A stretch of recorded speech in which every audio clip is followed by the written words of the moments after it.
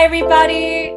My name is Min Nguyen, and today we have another wonderful episode of Empower Asian America, the Teahouse, our new division within Empower Asian America, where I sit down every single time with an amazing guest that is a double API artist working in either animation, illustration, graphic design, or any other of the creative arts to talk about their industry, to talk about their art, and to also talk about their Asian American experience. Whether it's part of the diaspora, whether they're an immigrant, a refugee, the child of immigrants, the child of refugees, whether they're biracial, transracial adoptees, I want to hear their story. And I want you guys to hear their story. So today I'm joined by a very special guest who will introduce herself to us today. Shirley, take it away. Hi, everyone. I'm Shirley Sue, and then I am here.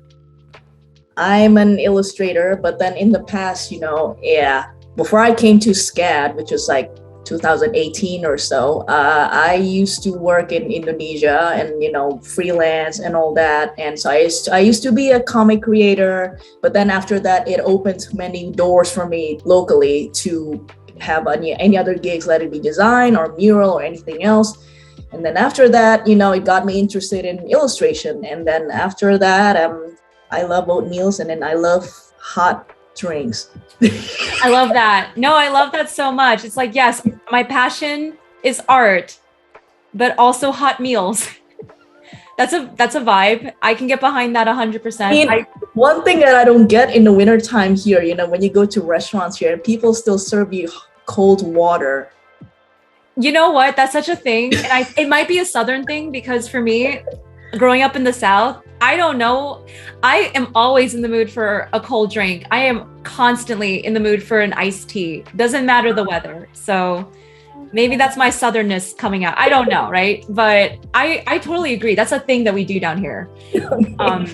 But anyways, moving on from there. I mean, I can see you're very passionate about, hot food, as your picture back there shows. But I want to talk about your other passion about illustration. So why specifically illustration? You talked about comic book art, et cetera, but illustration is very different than comic book art. And can you talk about that? Like, why this industry and how does it differ?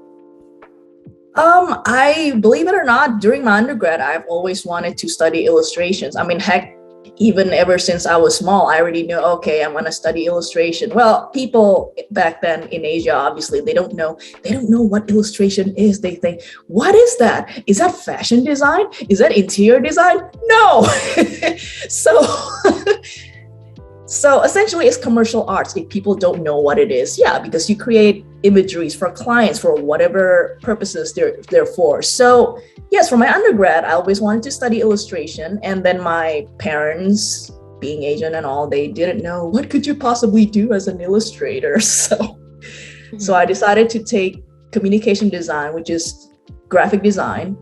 And then I gotta say, I did not hate it, but I learned a lot from there. And then after learning that, I believe that I think everyone from every walk of life will be beneficial to know some graphic design to a certain degree. Because when you want to create, I don't know, let's say peripherals or materials for promoting yourself, you're going to need design too. So, hey, I don't need to outsource my stuff.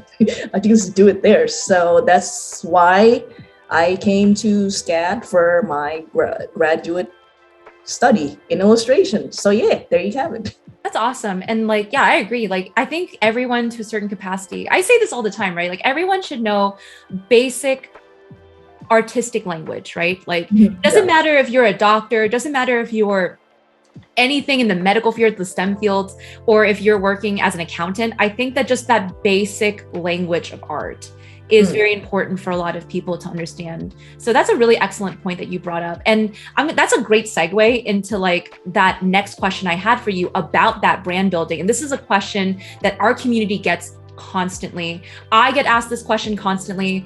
Tammy gets asked this question constantly, is how did you find your style and build upon that brand for yourself? I'm really excited to know. Yeah, so I think I am still in the middle of this journey myself. So I think nothing is instant in this world, right?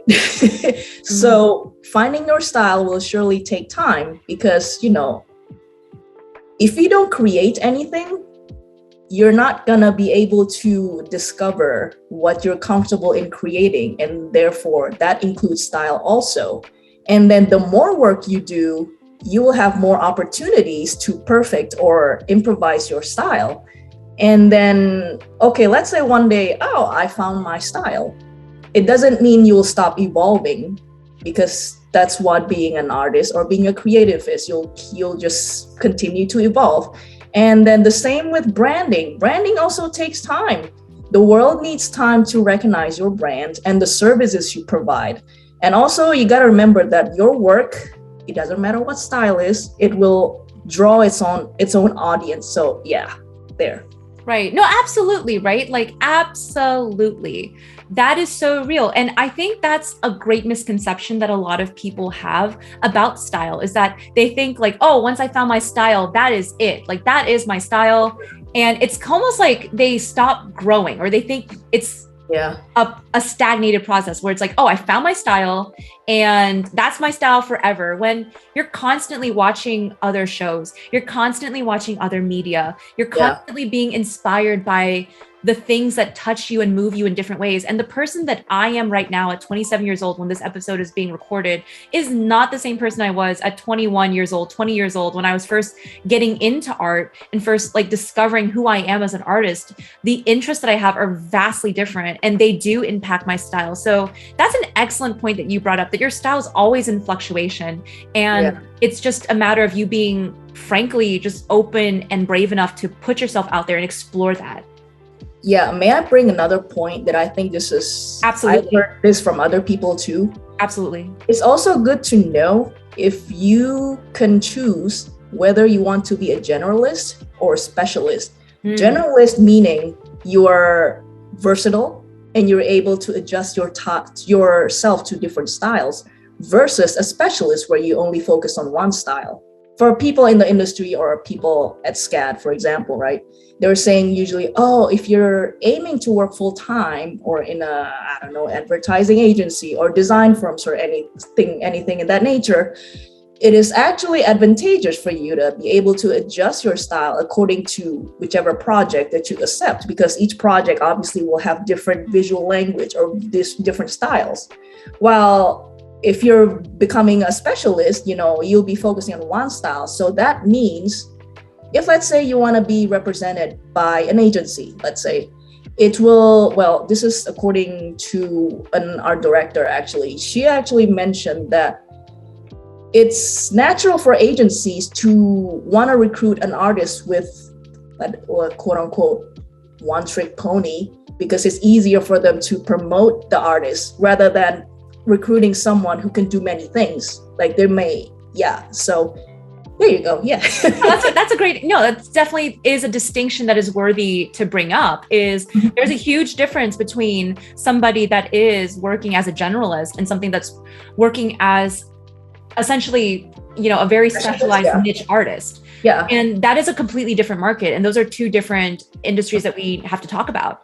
So my big question for you, though, is that you mentioned that you were a comic book artist in the past, and then you moved towards being more of an illustrator. Can you explain that transition in your style? Or was there even a change in that style? Or how did you adapt to that new market? I guess it's more of the creation process, because when you think about it, in comics, in one page, you see many panels in a single page. And essentially in that panel, what's in it? They're essentially illustrations, right? You draw, and then you have sound effects, you have backgrounds, you have your character, and then the text, right? In the balloon text and all. So essentially, to me, for someone who's a comic creator, essentially they're like movie directors on paper, because you got to think of the story, and then you got to think of the character design, and then you got to think of the sound effects, and then you got to think of the background, and then you got to think about the panelings, like how one page will flow towards the next. I don't know if you ever read any bad comics, you will be reluctant to flip pages. Let's just say that. Yes. So the comic is still illustration, but it's more an illustration. I guess it's more of you can think of it as a one panel comic, because it's just one single image. Well, unless you're creating a series, well, then that could be series of illustrations. But to me, I think the way I think is actually quite similar. Yeah. And then also, I guess, storyboarding, right? Like if you're in the movie or the animation industry, in comic, we call them the storyboarding, where you create layouts for your pages. I think there's a similarity between that and storyboarding. Am I correct? I would say so. Yes, that's fair. That's a fair assertion. Yeah. I think that's fair. Like I actually have colleagues and friends of mine that they were comic book artists, and then a lot of them moved into the world of storyboarding for television commercials, etc. So yeah, it's not a big jump away from each other. No. That's really interesting, right? Like I really love hearing people that transition like from different art styles and from different industries. But I'm going to take a moment here to brag about you for a minute about no, because it's worthy to be shared with everyone that you are a very accomplished illustrator. Like you've actually won several awards for your illustrations and your graphic designs. So like, what was that process like of getting those that kind of recognition as an illustrator going into the field? Well, to me, I mean, back then, people actually wonder, hey, if you won awards, like what does it do to your career? Back then, I mean, back home, well, I guess for Asian parents, they may think of it, hey, that's our bragging rights. Yeah. But then in terms of career, unfortunately, just because you're an award-winning illustrator, that doesn't mean they're going to pay you more. But I'm not sure over here if that's going to be the same case. I mean, this is something new to me. So if you actually have anything you want to share about that. No, I honestly, frankly, don't have the answer to that question either. But that's important for, I think, our listeners to hear, because you do come from a different Asian American experience where you were working in essentially two different markets. You were working in Indonesia before America. So that is important. But I want to ask you now, like, is there any practical advice that you would give to anyone who's building a portfolio or anyone who's just building their first big website or branding for their art? Do you have any practical advice for portfolio building? Well, for sure, portfolio, make sure you put things in there, your work that you absolutely love. And if people will ask you to create them 100 times over and you will always say yes, just so make sure you put something that you really, really love and you'll enjoy making many, many times. Because otherwise you'll be miserable. No, that's good advice. And I think that's good.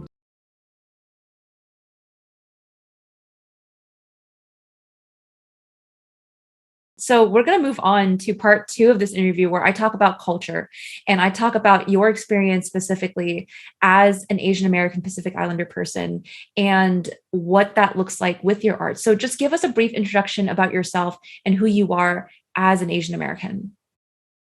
Well, like I said, I'm actually Indonesian, although a lot of people will probably wonder, like, okay, I'm from Indonesia, but how come I don't have darker skin? Because the native Indonesians, well, even in Indonesia, we have a bajillion tribes and each one of them look very different. I mean, look at people from Papua. They look like the Aborigines. Right. And then there are other people from different islands or different tribes. They have darker skin. And then some of them even have lighter skin similar to mine. So if you're asking me if I'm 100% Indonesian, I guess I would say I'm part of the Chinese ethnic group in Indonesia, which is considered a minority there too, very little minority. And then, so I'm an Indonesian who's studying here in the US as a grad student. So you're part of the Chinese diaspora to Indonesia. Yeah. Right. So it's actually quite interesting for me that how over here also, I guess we are also considered minorities. Right, because you don't have a typical Chinese diasporic experience of a Chinese American as well, because your ancestors, they immigrated or they came to Indonesia, and then you built your roots there as an Indonesian person, and now you're here building your roots as an Asian American. So it's like a diaspora in a diaspora. Even it's like multi-layered. It's complicated and unusual. I think there's a lot of beauty to that, though. There's a lot of beauty to that experience. And, it's now a different diaspora. It's just an adding to your identity and the richness of that. So I think that's really, really cool. And that's not a typical experience I hear from a lot of our guests. So that's really awesome. Oh, cool. But I wanted to ask about that and expand upon that question. Like, how do you feel your experience with that? How do you feel that differs maybe from other Asian Americans? Or how do you feel like your experience as a Southeast Asian, or your experience as what you said? Like, how do you feel that differs from maybe my experience as someone who was born and raised in America? Well, I guess in terms of if you're among other, I guess, Asian communities, I can still find let's say number of similarities, which I also found back home. And then here, for example, one of them is the custom of taking off one's shoes before entering one's house. And as you know, that's not a common thing to do here, especially for Americans. So I actually told my husband, like, just so you know, this household, whoever's going to come in, no one's going to come in with their shoes on. Damn right. Damn fucking right. They're not. Absolutely. I just personally feel it's logical because you don't know where those shoes have been and you don't want to know. Honestly, like I'm not going to like say the place who posted this, but I saw this one article. It was like, why I am wearing my shoes in your shoeless house. And I'm like, okay, so you want to be gross in my house? No, thank you. And I'm like, why are you defending this so hard? Just what is going on? Okay. So no, that's very fair. That's a very fair difference between Americans and Asians. That's 100% true. Yeah. I mean, that's just a custom that's been instilled on me even back home. I mean, just because my family, we're from the Chinese diaspora back home. So like I said, there are certain similarities that are going on. And then I guess in terms of I mean, I don't mean to get gloomy here or anything, but it comes to like the AAPI situation, over here at times it can get too close to home at times, because back in the 80s, there's sentiments against the Chinese back home somehow. I don't know, it's probably politics, right? Which is not something that I'm interested in, but I've experienced that. And I guess a lot of people in my community also experience that either in schools or in their communities. So when I heard about the Asian hate here, I'm just thinking, man, it's like I could never escape it no matter where I go. It's really hard to do. Yeah, like that's a really interesting point you bring up. And I think that as Asian Americans, we need to have more nuanced discussions about, our own inter-minority and inter-ethnic violence that we perpetuate on each other. That's very valid.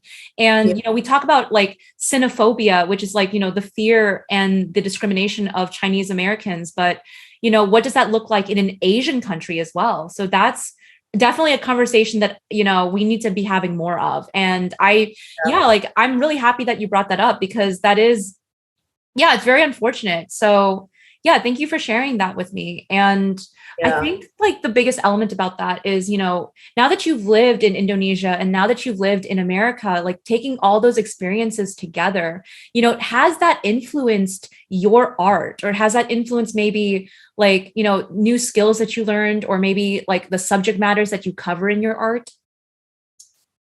I mean, in terms of content, I mean, actually, I'm planning to create a brand new portfolio. I guess that's for my specialist portfolio. I'm planning to cover, I don't know, materials based on my home country also, and then other Asian countries, and then just anything really. Well, I'm planning to create a portfolio on food. That's great. Or drinks. So I'm planning to just include as many Asian dishes and drinks as much as I can, well, along with other things too. So and then another thing is, well, because in Asia, anything from Japan is also big.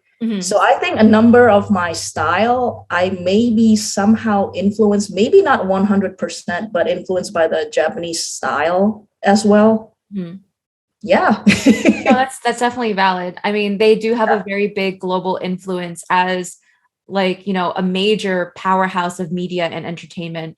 So that's definitely something to, to feature. So, but like, I want to talk more about that project, about your art and about the food that you're going to be covering and the textures. What are some of the textures and, artistry that comes out of Indonesia? Well, I mean, that's another thing. That's actually a research that I need to do because in Indonesia, they have many islands and then they have many tribes and then many provinces. And each province, they have their own dishes and drinks and all that. So I'm probably going to have a list of, okay, from this province, I may do this and this and this. And then from this other province, I'll do this and this and this. And then, and then also the Chinese food in Indonesia is different from the Chinese food in mainland China. Oh, could you extrapolate? How is it different? Oh, well, so see, because Indonesia is close to Malaysia or close to Singapore. So a lot of the food here is probably, it's spicier for sure. And it's richer. And then it's just, actually, I read somewhere a while ago that Indonesian food is actually considered the richest food in the world. Wow. There's this favorite dish that I like. It's a Medanese. Medanese is from a northern Sumatra, which is this neighboring island from mine. And that's where my dad is from. So essentially it's this noodle soup, but the broth is from shrimp broth and it's very thick and it's brown. So I just remember whenever we fly back home from the airport, because the place where they sell them is very close to the airport. So whenever we come home, we will just stop by there and eat. That's a very beautiful memory to share. Thank you so much. Like, honestly, in Asia, food is entertainment.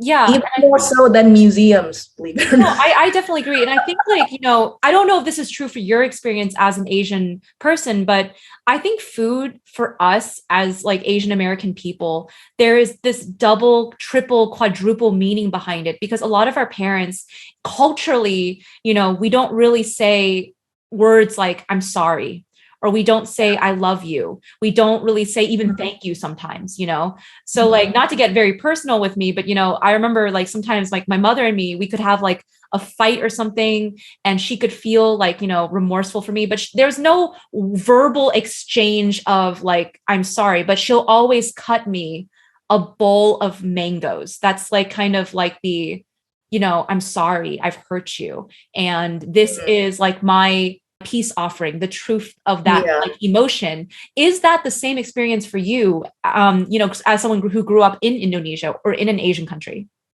It's sometimes, although I just remember one thing, that whenever we went to my grandma's house, she passed away already, unfortunately. I'm sorry to hear that.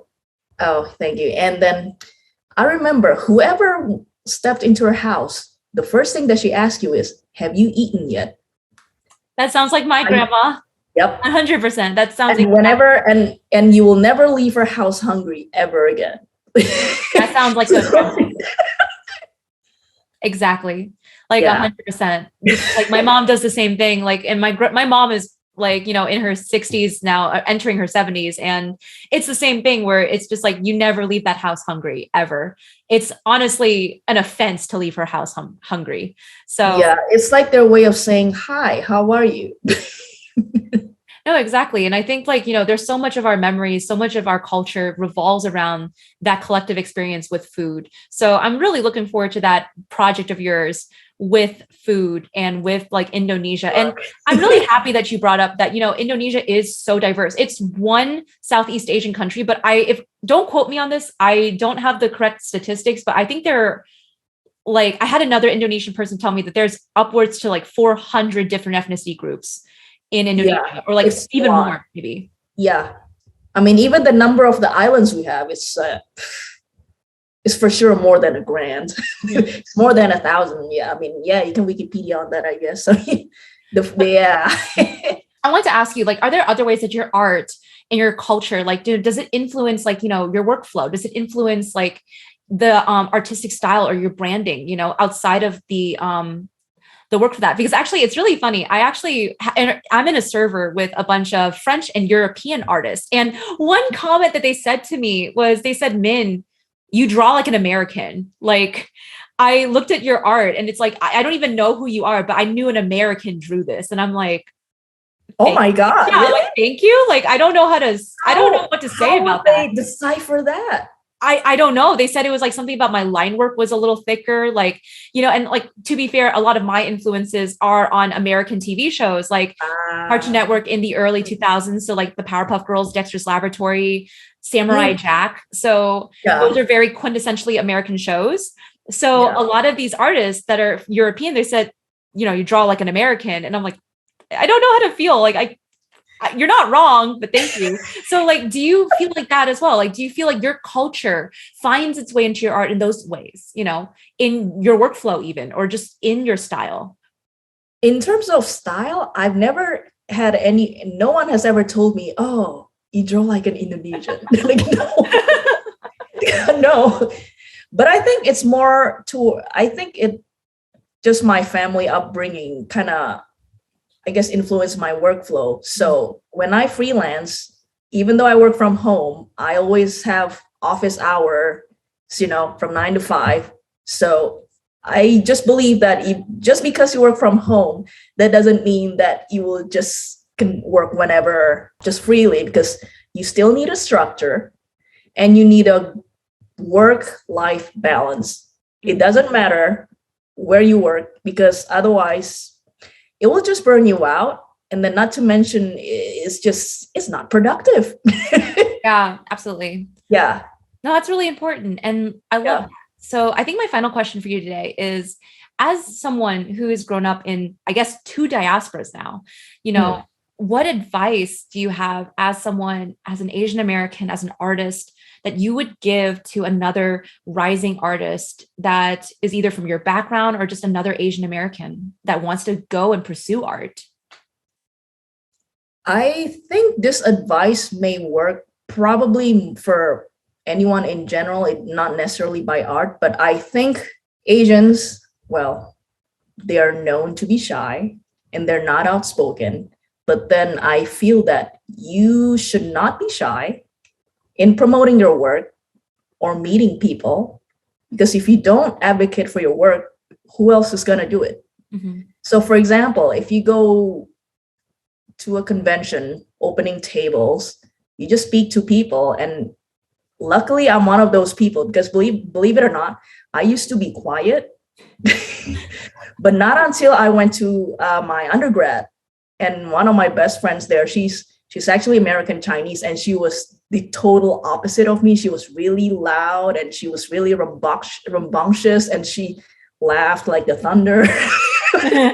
Yeah. I think from there, some of her quality might kind of stuck with me. Yeah. So now I'm less shy. So yeah, in a sense, I am fortunate in that way. But I guess for the introverts out there, the world is not such a crazy place, because if you don't meet people, you're not going to be able to expand your network or get your brand out there for people to discover. So yeah, I mean, yes, of course, social media helps too. And then these days during the pandemic, though, how do people network? Right. No, but I want to expand upon that question, right? Like, what are some advices that, helped you overcome your shyness? Was it just watching your friend and seeing how she carries herself, or was there more to it than that? Like, with you coming out of your shell?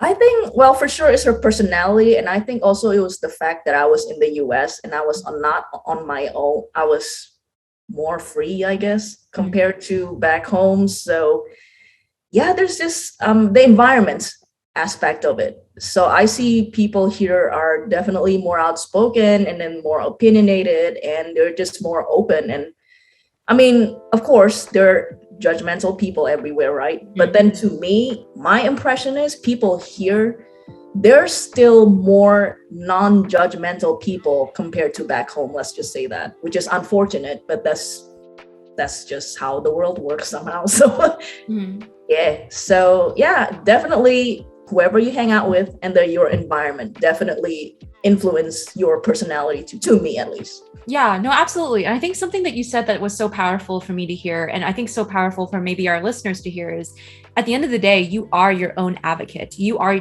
your biggest advocate. You know, you represent yourself and you are the ultimate authority on your art and how the world perceives you. And I think there's so much power in that, you know, for I think a young person to hear. So I think that's really excellent advice, is just that ability to be your own advocate and to be your biggest advocate. Yeah, well, probably because I've been going, well, back then I went to so many conventions and where I had to promote myself, you know, in conventions. So like a broken radio. So yeah, I mean, you probably can't change immediately, but you know, just baby steps, just be patient. And yeah, maybe if you can hang out with outspoken people, that helps. No, that's good advice. That's fun. I love that. No, I really love that. And I love your art as always. It's been so fabulous to sit with you. No, it's been so much fun. I love sitting with you. I love having this conversation. And I look forward to all your future projects. I look forward to seeing what you come up with next, obviously. So I'm also one of your biggest fans. I love seeing your art. Thank you. So it was so fun to sit with you guys today. And that is all the time that we have for Empower Asian America, the Teahouse. Shirley, thank you so much for being my guest today. Thanks so much, man. You know, adding to the conversation of what it means to be an Asian American. Your voice and your experiences only add to that conversation and add to that vision of what we have and what we understand to be someone of an Asian American Pacific Islander experience. So thank you so much. Thank you for sharing my story with everyone. I mean, through your platform. So yes, keep it up.